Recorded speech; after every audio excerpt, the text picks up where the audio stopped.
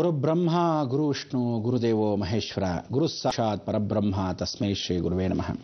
ಎಲ್ಲ ಗುರುಗಳಿಗೆ ವಂದಿಸ್ತಾ ಇವತ್ತಿನ ದಿವಸ ಬಹಳ ವಿಶೇಷ.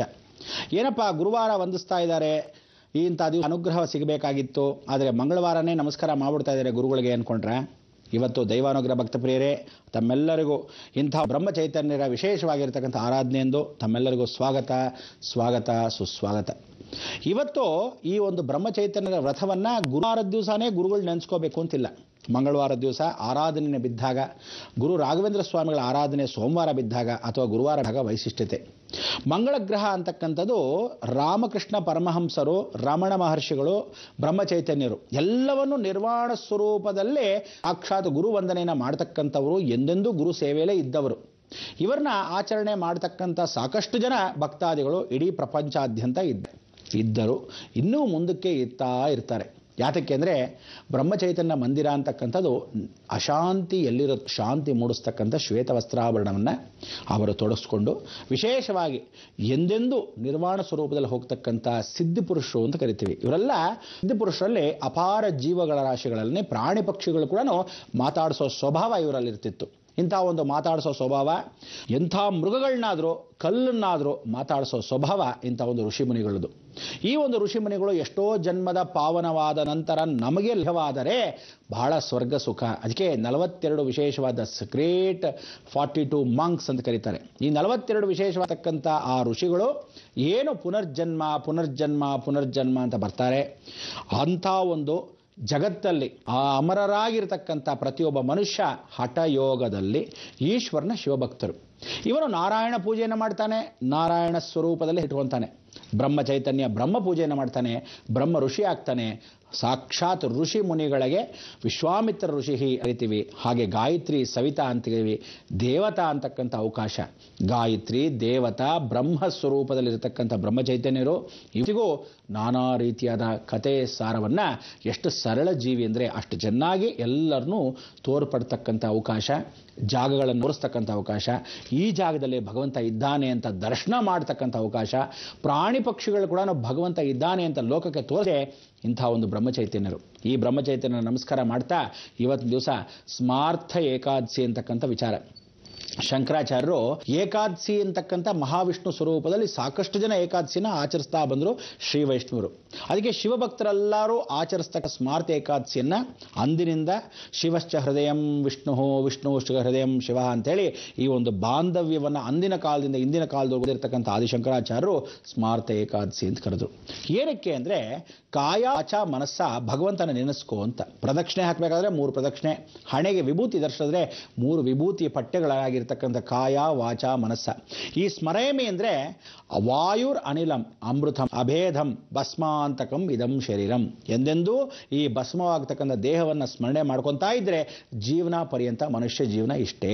ಅದಕ್ಕೆ ಈ ಮನುಷ್ಯ ಜೀವನ ಹುಟ್ಟುವಾಗ ಭಸ್ಮದಿಂದ ಬರ್ತಕ್ಕಂಥವನು ಮತ್ತೆ ಸೃಷ್ಟಿಯ ಮೂಲ ಅದೇ ಭಸ್ಮವನ್ನು ಹಾಕಿದಾಗಲೇ ಸೃಷ್ಟಿಯ ಮೂಲಕರ್ತನಾಗ್ತಾನೆ, ಶೇಷವನ್ನು ಧರಿಸ್ತಾನೆ. ಭಗವಂತ ಅನುಷ್ಠಾನವನ್ನು ಪಡೆದು ಗೌಪ್ಯವಾಗಿ ಬಂದವನು ಹೋಗೋದೇ ಗೊತ್ತಾಗದೆ ಪಲ್ಲಕ್ಕಿಯಲ್ಲಿ ಹೊಟ್ಟೆ ಹೋಗ್ತಾನೆ ಕರ್ಮದೇವದ ಜೊತೆಗೆ. ಅದಕ್ಕೆ ಆ ಒಂದು ಪರಮಾತ್ಮ ಎಂದೆಂದೂ ಮಣ್ಣಿಂದ ಬಂದವನು ಮಣ್ಣಿಗೆ ಅಂತ ಹೇಳಿದಾಗ ಭಸ್ಮಾಂತಕಂ ಇದಂ ಶರೀರಂ ಅಂತ ದೇಹ ಹೋಗೋಕ್ಕೆ ಮೊದಲು ಭಗವಂತನ ಸೇವೆಯಲ್ಲಿ ಗುರು ಸೇವೆಯಲ್ಲಿ ಇರ್ತಿರೋ ಎಂದೆಂದೂ ಅವರ ರಕ್ಷಣೆ ಇಂಥ ಒಂದು ಸದ್ಗುರುಗಳ ಮಾರ್ಗದಲ್ಲಿ ನಡೀತಾ ಇರುತ್ತೆ. ಬ್ರಹ್ಮಚೈತನ್ಯರು ಬ್ರಹ್ಮಸ್ವರೂಪದಲ್ಲಿ ಕೂತ್ಕೊಂಡಿದ್ದಾಗ ಅವರು ಒಂದು ಕಥೆನೇ. ತೋಟಕ್ಕೆ ಬಹಳ ಜನ ಹಸುವಾಗಿರ್ತಕ್ಕಂಥ ಅವಕಾಶ, ಒಬ್ಬೊಬ್ಬ ಕಪಿಚೇಷ್ಟಗಳು ಒಂದೊಂದು ತಲೆ ಹರಟೆಗಳು. ಏನದು ಅಂದರೆ ಇವನ ತಲೆನೇ ಬೇರೆ ಇನ್ನೊಂದನೇ ಬೇರೆ, ಅದಕ್ಕೆ 5 ಬೆರಳು ಒಂದು ಸಮ ಇಲ್ಲ ಅಂತ ಆ ಕಾಲದಲ್ಲಿ ಹೇಳ್ಕೊಟ್ರು. ಇಬ್ಬರಿಗೂ ಹಸುವಾಗಿರ್ತಕ್ಕಂಥದ್ದು ನಿಜ, ಆದರೆ ಇಬ್ಬರಿಗೂ 1 ಗಂಟೆಗೆ ಹಸುವಾಗಿರ್ತಕ್ಕಂಥದ್ದು ನಿಜ. ಇಬ್ಬರು ಕೆಲಸ ಕಾರ್ಯ ಮುಗಿಸಿ ತೋಟದ ಹತ್ರ ಅವ್ರ ಮನೆ ಕಡೆ ಹೋಗಬೇಕಾದ್ರೆ ತೋಟದ ಭಾಗದಲ್ಲೇ ಹೋಗಬೇಕು. ಸರಿ, ತೋಟವನ್ನು ಸುತ್ಕೊಂಡು ಹೋದರೆ ಭಾಳ ವಿರಾಮವಾಗುತ್ತೆ. ಆ ವಿಳಂಬ ಆಗತಕ್ಕಂಥ ಈ ಅವಕಾಶವನ್ನು ನಾವು ಏನು ಮಾಡ್ಬೋದು, ತೋಟದ ಒಳಭಾಗದಲ್ಲೇ ಹೋಗೋಣ ಅಂತಾರೆ. ಭಾಳ ಸಂತೋಷ. ಅಲ್ಲಿ ತೋಟದ ಮಾಲಿ ಹೇಳ್ತಾನೆ ತೋಟದ ಒಳಗಿಂದ ಹೋಗಬೇಕಾದ್ರೆ ಬಳಕಾಗತ್ತೆ, ಯಜಮಾನರು ಬೇರೆ ಎಲ್ಲ ಹೊರಟಾಗ ಬರ್ಬೋದು ಹೋಗ್ಬೋದು ಅಂತ. ಆವತ್ತು ದಿವಸ ಸಾಧ್ಯವಾಗದಿದ್ದ ಪಕ್ಷದಲ್ಲಿ ಏನು ಮಾಡ್ತಾರೆ, ಸುತ್ಕೊಂಡು ಹೋಗ್ತಾರೆ. ಮತ್ತೊಂದು ದಿವಸ ಬರ್ತಾರೆ, ಇತ್ತಾದರೂ ಯಜಮಾನರು ಈ ತೋಟ ನೋಡಿದಾಗ ಭಾಳ ಚೆನ್ನಾಗಿದೆ, ತೋಟದಲ್ಲೇ ಹೋಗಬೇಕು ಅನ್ಕೊತಾ ಇರ್ತಾರೆ. ಆಗ ತೋಟದ ಒಳಭಾಗದಲ್ಲಿ ಹೋಗ್ತಾ ಇರ್ತಾರೆ. ಬ್ರಹ್ಮಚೈತನ್ಯರು ಏನು ಹೇಳ್ತಾರೆ ಆ ಕಥೆಯಲ್ಲಿ, ಇಬ್ಬರು ಹುಡುಗರು ತೋಟದ ಒಳಭಾಗಕ್ಕೆ ಹೋಗ್ತಾರೆ. ಆಗ ತೋಟ ಮಾಲಿ ಹೇಳ್ತಾನೆ, ಕಾಪಾಡ್ತಾ ಇರತಕ್ಕಂಥ ಈ ತೋಟವನ್ನು ಎಂದಿಗೂ ಯಾವ ಕಾಲಕ್ಕೂ ಇದನ್ನು ನಶಿಸೋ, ನಾನು ನನ್ನ ಕರ್ತವ್ಯ ಅನುಷ್ಠಾನದಲ್ಲಿ ಕಾಯ ವಾಚ ಮನಸ ಇಲ್ಲಿ ನಾನು ಕಾಯ್ಕೊಂಡಿದ್ದೀನಿ. ನೀವುಗಳು ತೋಟವನ್ನು ದಾಟ್ಕೊಂಡು ಹೋಗಬೇಕೆ ಹೊರತು ಯಾವ ಫಲಗಳನ್ನು ತಗೋಕೂಡ್ದು. ಭಾಳ ಸಂತೋಷ ಹೋಗ್ತಾ ಇರ್ತಾರೆ. ಆದರೆ ಒಂದು ಸಮಯ ಹಸುವಾದಾಗ ಯೋಚನೆ ಮಾಡಬೇಡಿ. ಇದಕ್ಕೂ ಏನು ಅಂದರೆ ಪರಿಹಾರ, ಅಕಸ್ಮಾತ್ ಹಸುವಾದ ಪಕ್ಷದಲ್ಲಿ ನೀವೇ ಬಂದಿರತಕ್ಕಂಥ ಭಾಗದಲ್ಲಿ ನಿನಗೆ ಕೊಡ್ತೀನಿ, ಭಾಳ ಸಂತೋಷ ಅಂತ ಹೇಳಿ ಅವನು ಏನು ತೋಟಕ್ಕೆ ಮಾಲಿಯಾಗಿ ಕೆಲಸ ಮಾಡ್ತಾನೆ, ಆ ತೋಟದ ಮಾಲಿ ಕೆಲಸ ಮಾಡುವಾಗ ಅವನಿಗೆ ಇಷ್ಟು ದೇಣಿಗೆ ಅಂತ ಕೊಡ್ತಾರೆ, ಸ್ವಲ್ಪ ಮಟ್ಟಿಗೆ ಅವನಿಗೆ ಸಂಭಾವನೆ ಅಂತ ಕೊಡ್ತಾರೆ, ಹಣ್ಣುಗಳು ಅವನಿಗೆ ಯಥಾಶಕ್ತಿಯಾಗಿ ಕೊಟ್ಟಿರ್ತಾರೆ. ಅದರಲ್ಲಿ ಒಂದು ಭಾಗವನ್ನು ಇಬ್ಬರಿಗೂ ಕೊಡ್ತಾನೆ. ಒಬ್ಬನೇನು ಮಾಡ್ತಾನೆ, ಹಸುವಾಗಿದೆ ಊಟವನ್ನು ಶುರು ಮಾಡ್ಕೊಂಡ್ಬಿಡ್ತಾನೆ. ಇನ್ನೊಬ್ಬ ಏನು ಮಾಡ್ತಾನೆ, ಮಾಲಿಯನ್ನು ಪಕ್ಕದಲ್ಲೇ ಅನ್ನ ಇಟ್ಕೊಂಡಿದ್ರು ಸಹ ನೋಡ್ತಾ ಇರ್ತಾನೆ. ನಮ್ಮ ಯಜಮಾನರು 2 ಗಂಟೆ ಕಾಲ ಒಳಗೆ ಬರ್ತಾರೆ, 2 ಗಂಟೆ ಒಳಗೆ ನೀನೆಲ್ಲ ಅಲ್ಲಿಂದ ಹೊರಟು ಬಿಡಬೇಕು. ಭಾಳ ಸಂತೋಷ, ಹೊರಟು ಬಿಡ್ತೀವಿ ಬೇಗ ಅಂತೇಳಿ ಆ ತೋಟದ ಕಡೆಯಿಂದ ಹೋಗೋಕೆ ತುಂಬ ದೊಡ್ಡ ತೋಟ, ಈ ಭಾಗದಿಂದ ಆ ಭಾಗಕ್ಕೆ ಹೋಗಿ 1 ಗಂಟೆ ಕಾಲ ಹಿಡಿಸುತ್ತೆ ಅಂತ. ಸಮಯ ಅಷ್ಟೊತ್ತಾಗದ ಪಕ್ಷದಲ್ಲಿ ಇಷ್ಟು ದೊಡ್ಡ ತೋಟವೇ, ಈ ದಾರಿಯಿಂದ ಆ ದಾರಿ ಹೋಗಬೇಕು, ನದಿಯೂ ಮಧ್ಯದಲ್ಲೇ ಭಾಗದಲ್ಲಿದೆ, ಇದನ್ನು ದಾಟ್ಕೊಂಡು ಹೋಗಬೇಕು, ಬಹಳ ದೂರವಾಗುತ್ತೆ. ಊಟ ಹಸು, ನಾವು ಈಗ 1 ಗಂಟೆ ಅಂದರೆ ಮಧ್ಯಾಹ್ನ 2 ಗಂಟೆವರೆಗೂ ಆಗೋಗುತ್ತೆ. ತದನಂತರ ದಾಟಿ ಮತ್ತೆ ತಿರುಗಿ ವಾಪಸ್ ಬರಬೇಕಾದ್ರೆ 1 ಗಂಟೆ ಕಾಲ ಕಳಿಬೇಕು. ಅದಕ್ಕೆ ಕೆಲಸಕ್ಕೆ ನಾವು ಯಾವತ್ತು ಗುರುಗಳ ಸೇವೆಗೆ ಹೋಗಬೇಕಾದವರು ಮಧ್ಯದಲ್ಲಿ ವಿಳಂಬ ಮಾಡಬಾರದು ಅಂತ ಹೇಳಿ ಊಟವನ್ನು ಒಬ್ಬನು ಮಾಡ್ತಾ ಇರ್ತಾನೆ. ಇನ್ನೊಬ್ಬ ಏನು ಮಾಡ್ತಾನೆ, ತೋಟದ ಮಲೆ ಹತ್ರ ಈ ಹಣ್ಣು ಯಾವತ್ತು ಬೆಳೆದಿದ್ದು, ಯಾವತ್ತು ಹಾಕಿದ್ದು, ಈ ಸಸಿ ಎಷ್ಟು ಗಂಟೆ ದಿವಸ ಬರುತ್ತೆ, ಇದನ್ನು ನೀರು ಏನು ಹಾಕ್ತೀರಾ, ಗೊಬ್ಬರ ಏನು ಹಾಕ್ತೀರಾ, ನೀನು ಎಷ್ಟು ವರ್ಷದಿಂದ ಇದೆಯಾ, ಮನೆ ನಿನಗೆ ಇದ್ದಾರೆ, ನಿನಗೆ ದುಡ್ಡು ಕಾಸು ಕೊಡ್ತಾ ಇದ್ದಾರಾ, ಎಲ್ಲ ವಿಚಾರಿಸ್ತಾ ಕೂತ್ಕೊಂತಾನೆ. ಸಮಯ ಹೋಗೋದೇ ಗೊತ್ತಾಗಲ್ಲ. ಹೀಗೆ ವಿಚಾರಿಸ್ತಾ ಸಮಯ ಹೋಗೋಷ್ಟರಲ್ಲಿ ಇವನು ಏನು ಹಸುವಾಗನೆ, ಇಬ್ಬರಿಗೂ ಹಸುವಾಗಿದ್ರು, ಒಬ್ಬನು ತಿಂದುಬಿಡ್ತಾನೆ, ಮತ್ತೊಬ್ಬ ಕಾಯ್ತಾ ಕೂತ್ಕೊಂತಾನೆ. ಸಮಯ ಯಜಮಾನರು ಬರೋ ಸಮಯ, ತೋಟದ ಮಾಲಿ ಹೊರಡಿ ಟೈಮ್ ಆಯಿತು, ನಮ್ಮ ಯಜಮಾನರು ಬರೋ ಸಮಯ ಆಗೋಯ್ತು, ಹೊರಟು ಬಿಡ್ಬೋದು ಅಂತ ಹೇಳಿ ಹೊರಟು ಬರೋಕ್ಕೆ ಕಳಿಸ. ಇಲ್ಲ, ನೀನು ಊಟ ಮಾಡಿಲ್ಲ, ನಿನ್ನ ಹಣೆ ಬರ ಅಷ್ಟೇ ಮುಗಿದೋಯ್ತು. ಊಟವನ್ನು ಹೊರಗಡೆ ತೊಗೊಂಡು ಹೋಗಿಲ್ಲ, ಹಣ್ಣುಗಳನ್ನ ಹೊರಗಡೆ ತೊಗೊಂಡು ಹೋಗಿಲ್ಲ, ನನಗೆ ಬಂದಿರೋ ಭಾಗದಲ್ಲಿ ನಿಮಗೆ ಕೊಟ್ಟೆ ಹೊರತು ಇವನು ಮುಗಿಸಿದ ಆ ಒಂದು ಕರ್ತವ್ಯ ಅಷ್ಟೇ. ಅದಕ್ಕೆ ಹೇಳೋದು, ದಾನೆ ಪೆ ಲಿಖಾ ಹೈ ಕಾನೋ ವಾಲಾ ಕೆ ನಾಮ್. ಅಂದರೆ ಪ್ರತಿಯೊಬ್ಬ ಮನುಷ್ಯ ಊಟವನ್ನು ಮುಂದೆ ಇಟ್ಕೊಂಡ್ರು ಏನಾದರೂ ಒಂದು ಕಾಲಕ್ಷೇಪ ಮಾಡ್ತಾ ಇರ್ತಾನೆ. ಆ ಊಟದ ಸಮಯಕ್ಕೆ ಊಟ, ಆಟದ ಸಮಯಕ್ಕೆ ಆಟ, ಓದೋ ಸಮಯಕ್ಕೆ ಓಟ. ಅದಕ್ಕೆ ಪ್ರತಿಯೊಬ್ಬ ಮನುಷ್ಯ ಪ್ರತಿಯೊಂದೂ ಯಾವ ಸಮಯಕ್ಕೆ ಏನೇನು ಲಭ್ಯವೋ ಅದನ್ನು ಸ್ವೀಕರಿಸಬೇಕು. ಪ್ರಕೃತಿನೂ ಅಷ್ಟೇ. ನೀವು ಪ್ರಕೃತಿ ವಿರೋಧವಾಗಿ ಹೋಗ್ತಕ್ಕಂಥ ಅವಕಾಶವನ್ನು ಎಂದೂ ಮಾಡ್ಕೋಬಾರ್ದು. ಪ್ರಕೃತಿಗೆ ಏನು ಸಮಂಜಸವಾಗಿರುತ್ತೋ ಅದನ್ನೆಲ್ಲ ಸ್ವೀಕರಿಸಬೇಕು. ತದನಂತರ ಜೀವನ ಹೀಗೆ ಭಗವಂತನ ಮುಡಿಗೆ ನೀವೊಬ್ಬರೇ ಸ್ವಾರ್ಥದಿಂದ ತಿನ್ನಬಾರ್ದು, 4 ಜನಕ್ಕೆ ತಿನ್ನಬೇಕು.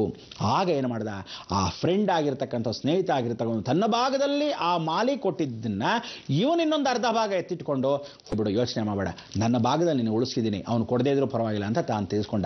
ಇದು ನಿಜವಾದ ಸ್ನೇಹಿತ ಮನೋಭಾವ. ಅದಕ್ಕೆ ಹೇಳೋದು, ಕಾಲಾಯ ತಸ್ಮೈ ನಮಃ ಅಂತ ಕಾಲಕ್ಕೆ ಮೇಯಕ್ಕೆ ಯಾವಾಗ ಯದ್ಭಾವಂ ತದ್ಭವತಿ, ಆ ಸಮಯ ಬಂದಾಗ ಅದನ್ನು ಮಾಡಬೇಕು.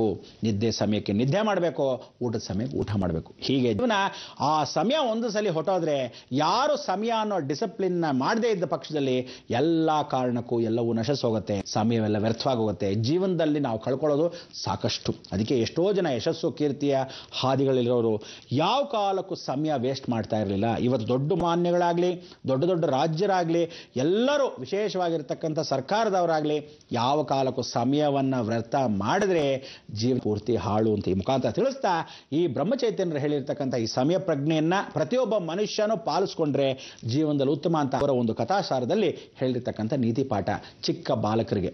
ಇಂಥ ಒಂದು ಬಾಲಕರು ನೀವೆಲ್ಲರೂ ಕೂತ್ಕೊಂಡು ಈ ಕಾರ್ಯಕ್ರಮ ನೋಡ್ತಾ ಇದ್ದವರಿಗೆ ಮತ್ತಷ್ಟು ಕಾಯ್ತಾ ಕೂತ್ಕೊಂಡು ನಮ್ಮ ದೇವನದ ಅನುಗ್ರಹ, ಆ ಸೌಂದರ್ಯವನ್ನು ವರ್ಣಿಸ್ತಾ ಇರತಕ್ಕಂಥ ಶಂಕರಾಚಾರ್ಯನ ಸ್ವಾಗತಿಸೋಕ್ಕೆ ಅವಕಾಶವಾಗುತ್ತೆ. ಈಗ